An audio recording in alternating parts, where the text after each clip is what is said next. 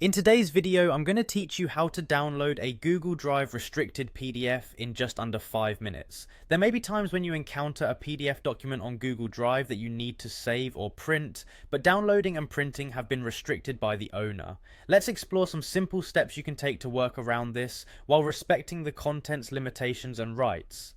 First, let's try the most straightforward and recommended approach. Request access from the file owner. Open the document in Google Drive and look for the Request Edit/Download Access button. By clicking this button, you can send a direct request to the owner. This sends a notification to the owner letting them know you're interested in downloading or making edits to the document. Be polite and explain why you need access, which can lead to a successful outcome in many cases. Alternatively, you could directly reach out to the owner and ask them to email you the file.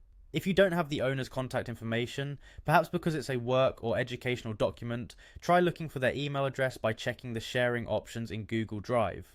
When you make the request, be clear about your intentions and how the document will be used. A little courtesy goes a long way, and they might appreciate your asking for permission rather than trying to sidestep the system.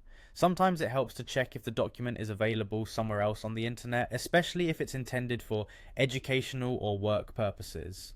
Many times, PDFs restricted on Google Drive can be found in other places, such as a company's website, an educational institution's repository, or even a collaborative platform like a Moodle or Blackboard site. Doing a quick internet search with the document title or key phrases can often yield results you weren't expecting, sometimes with permissions already set for downloading. While these approaches can connect you with the content you need, remember to always respect the owner's rights and their reasons for restricting the file.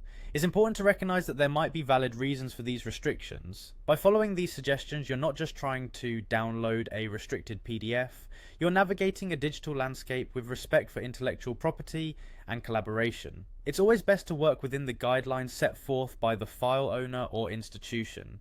In summary, a little patience, communication, and resourcefulness can make all the difference. Not only will pursuing these routes potentially lead you to the desired result, but they might also pave the way for better relationships with content creators or owners in the future.